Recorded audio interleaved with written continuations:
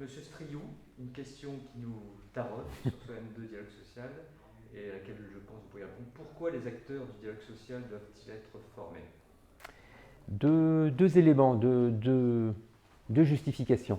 En précisant tout d'abord que la formation commune dialogue social ne se substitue pas aux formations que chaque organisation professionnelle ou syndicale peut dispenser à ses adhérents.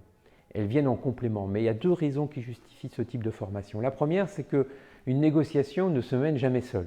Elle se mène avec employeurs, direction et organisation syndicale, lesquelles peuvent être plurielles.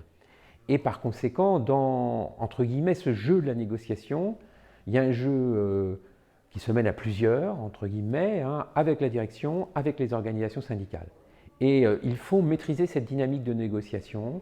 Il faut comprendre que la négociation va passer par différents stades, éventuellement des stades de tension, et puis des stades d'approfondissement, puis des reculs. Bref, c'est un processus auquel il faut être habitué et il faut savoir le maîtriser.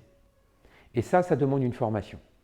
La seconde raison, c'est l'évolution du droit du travail. C'est que depuis 1982, le champ de la négociation collective, notamment au niveau de l'entreprise, s'est largement développé. Il s'est enrichi et donc très complexifié. Vous avez des négociations qui peuvent être très techniques sur, par exemple, la protection complémentaire ou l'épargne dans l'entreprise, l'organisation du travail. Et sur tous ces sujets, les participants à la négociation, que ce soit du côté de la direction comme du côté des organisations syndicales, ont besoin d'être formés aux sujets qui vont être abordés au cours de la négociation, et formés ensuite à la technique de négociation, ou plus précisément à la technique de rédaction. Car la négociation doit déboucher, si elle débouche, sur un accord. Et il faut que chaque acteur de cette négociation puisse parfaitement maîtriser et comprendre la rédaction de l'accord qui est le fruit de cette négociation.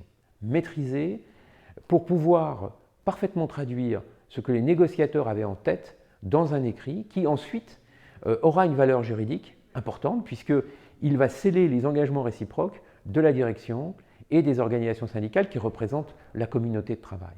Et cette fonction-là implique aujourd'hui une formation de haut niveau et moi je ne peux que me réjouir que l'Université de Nancy ait décidé de mettre en place la 3e année cette formation commune qui est une formation de haut niveau puisqu'elle est positionnée au niveau du Master 2, elle est la seule en France et j'espère que l'Université de Nancy sera suivie par d'autres universités, mais encore une fois, c'est une formation d'excellence indispensable aujourd'hui pour que les acteurs de la négociation, direction, organisation syndicale, puissent parfaitement exercer leurs fonctions et mener à bien les négociations qui répondent à des besoins à la fois de l'entreprise, des salariés et des besoins de notre pays.